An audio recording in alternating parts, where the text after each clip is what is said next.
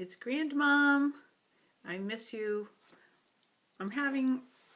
Sometimes I get a little sad because I can't see any of my family, but I always, you know what I always say? I say, love knows no boundaries. So you can feel love in your heart from all the people, even the people that aren't right with you right now. And I know this is kind of silly, but I wanted to read you a story because the author of this book, and maybe after you could look her up, like on your computer, her name is Barbara Cooney. And she wrote the story, but she also painted the pictures. And I know you and your mom too, you're artists and you like to paint. And I also know you like to write, so it could be inspirational for you. But the name of the book is called Miss Rumphius, and the stories and the pictures are by Barbara Cooney, as I just told you. She's quite the author. So I'm going to read it to you. Kind of silly because you're 11, but I just think it'd be cool. Especially because she painted these pictures herself, and they're really beautiful. So she's talking about flowers, and the flowers are called lupine. The lupine lady lives in a small house overlooking the sea. In between the rocks around her house grow blue and purple and rose-colored flowers. The lupine lady is little and old. But she has not always been that way. I know. She is my great aunt, and she told me so. Once upon a time, she was a little girl named Alice who lived in a city by the sea. From the front stoop, she could see the wharves and the bristling masts of tall ships, and many years ago her grandfather had come to America on a large sailing ship. And there's a picture that she painted, which is really quite interesting. And there's the little girl. Now, he worked in the shop at the bottom of the house, making figureheads for the prows of ships and carving Indians out of wood, excuse me, to put in front of cigar stores. For Alice's grandfather was an artist. He painted pictures, too, of sailing ships and places across the sea. And when he was busy, very busy, Alice helped him put in the skies. So Alice was helping her grandfather paint. Now, as you're looking at this, keep in mind that the author of this book has painted all these pictures in here, and they're very beautiful. In the evening, Alice sat on her grandfather's knee and listened to his stories of faraway places. When he had finished, Alice would say, "When I grow up, I too will go to faraway places, and when I grow old, I too will live beside the sea." "That is all very well, little Alice," said her grandfather, "but there is a third thing you must do." "What is that?" asked Alice. "You must do something to make the world more beautiful," said her grandfather. "All right," said Alice, but she did not know what that could be. In the meantime, Alice got up and washed her face and ate porridge for breakfast, and she went to school and came home and did her homework. And pretty soon she was grown up. And here's the painting of Alice sitting in her grandfather's lap, done by Barbara Cooney. Then so let's see what happens here. So the person, Barbara Cooney's telling the story, and she said, "Then my great aunt Alice set out to do 3 things she had told her grandfather she was going to do. She left home and went to live in another city far from the sea and the salt air. There she worked in a library. Hey, just like me. I love my library job, dusting books and keeping them from getting mixed up and helping people find the ones they wanted. Some of the books told her about faraway places. People called her Miss Rumphius now." And there's Alice as an older woman. And that's a beautiful painting too, really. Sometimes she went to the conservatory in the middle of the park, and when she stepped inside on a wintry day, the warm, moist air wrapped itself around her, and the sweet smell of jasmine filled her nose. "This is almost like a tropical isle," said Miss Rumphius, "but not quite." And here's another painting. I think the paintings are very lovely. So Miss Rumphius went to a real tropical island where people kept cockatoos and monkeys as pets. She walked on long beaches picking up beautiful shells, and one day she met the Papa Raja, king of a fishing village. "You must be tired," he said. "Come into my house and rest." So Miss Rumphius went in and met the Papa Raja's wife. The Papa Raja himself fetched a green coconut and cut a slice off the top so that Miss Rumphius could drink the coconut water inside.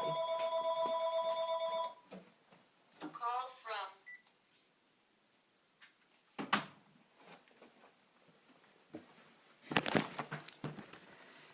Before she left, the Papa Raja gave her a beautiful mother of pearl shell in which he had painted a bird of paradise in the words, "You will always remain in my heart." "You will always remain in mine too," said Miss Rumphius. And here's the beautiful painting done by Barbara Cooney, the author. And this was her aunt. Her great aunt. My great aunt, Miss Rumphius, climbed tall mountains where the snow never melted. She went through jungles and across deserts. She saw lions playing and kangaroos jumping, and everywhere she made friends she would never forget. Finally, she came to the land of the lotus eaters, and there, getting off a camel, she hurt her back. "What a foolish thing to do," said Miss Rumphius. "Well, I have certainly seen faraway places. Maybe it's time to find my place by the sea." And it was, and she did. And here's her when she was traveling to faraway places on a camel.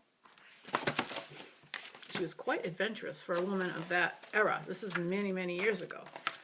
From the porch of her new house, Miss Rumphius watched the sun come up. She watched it cross the heavens and sparkle on the water, and she saw it in glory in the evening. She started a little garden among the rocks that surrounded her house. Miss Rumphius was almost perfectly happy. "But there is still one more thing I have to do," she said. "I have to do something to make the world more beautiful." "But what?" "The world already is pretty nice," she thought, looking out over the ocean. And there's another beautiful painting, really. Excuse me.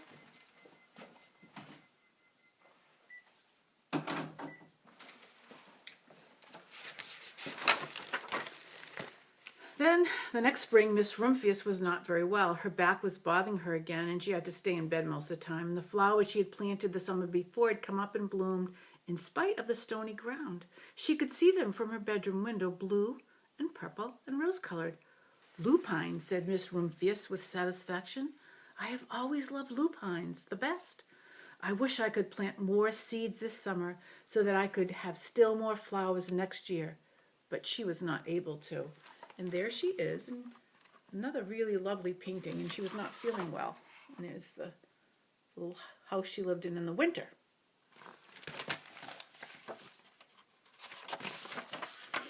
After a hard winter, spring came, and Miss Rumphius was feeling much better. Now she could take walks again. One afternoon, she started to go up and over the hill where she had not been in a long time. "I don't believe my eyes," she cried when she got to the top, for there, on the other side of the hill, was a large patch of blue and purple and rose-colored lupines. "It was the wind," she said as she knelt in delight. "It was the wind that brought the seeds from my garden here, and the birds must have helped." Then Miss Rumphius had a wonderful idea. And there are the lupines. And they are beautiful colors, aren't they, Emma? She hurried home and got out her seed catalogs. She sent off to the very best seed house for 5 bushels of lupine seed. All that summer, Miss Rumphius, her pockets full of seeds, wandered over fields and headlands sowing lupines. She scattered seeds along the highways, down the country lanes. She flung handfuls of them around the schoolhouse and back of the church. She tossed them into hollows and long stone walls. Her back didn't hurt her anymore at all. Now some people called her that crazy old lady. But here she is, spreading the seeds, and another really lovely painting done by this author. The next spring, there were lupines everywhere. Fields and hillsides were covered with blue and purple and rose-colored flowers. They bloomed along the highways and down the lanes. Bright patches lay around the schoolhouse and back of the church, and down in the hollows and along the stone walls grew the beautiful flowers. Miss Rumphius had done the third, the most difficult thing of all. Remember what her grandfather had asked her to do. And there they are. There's the painting.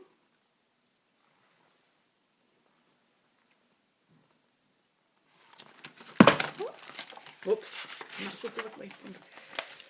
My great Aunt Alice, Miss Rumphius, is very old now. Her hair is very white. Mine's going to be white too, because I'm not going to be able to go to the hairdresser. Sometimes, now they call her the Lupine Lady. Sometimes my friends stand with me outside her gate, curious to see the old lady who planted the field of lupines. When she invites us in, they come slowly. They think she is the oldest woman in the world. Often, she tells us stories of faraway places. When I grow up, I tell her, I too will go to faraway places and come home to live by the sea. That is all very well, little Alice, says my aunt, but there is a third thing you must do. What is that, I ask. You must do something to make the world more beautiful. All right, I say. And there's the picture of the grandma with all the children. She seems like a wonderful lady.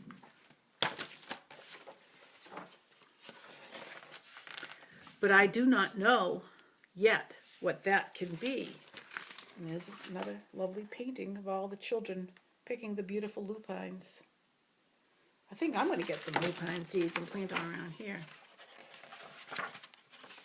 But of course, she does know what that can be, and that can be to plant more flowers. So that's the end of the story. And I just thought it was a wonderful book. So the illustrations of Miss Rumphius were painted in acrylics and accents of Prismacolor pencils on gesso-coated percale fabric mounted on an illustration board. The art was camera separated and printed in 4 colors. The text is Gaudi Old Style, and the display type is Gaudi cursive. But I thought it was a beautiful story about spreading beauty, and certainly we need beauty now, what's going on in our world, and the fact that she was quite the artist. So that's why I wanted to read it to my sweet little Emma May. And you know this, I love you very much, and I can't wait to see you, and I don't know when that'll be, but we're all doing our best. But remember, love has no bounds. It can go everywhere. So, you know, I love you so much, Emma. You're a beautiful, sweet, wonderful granddaughter, and I love you very much. And I'm going to give you big kisses.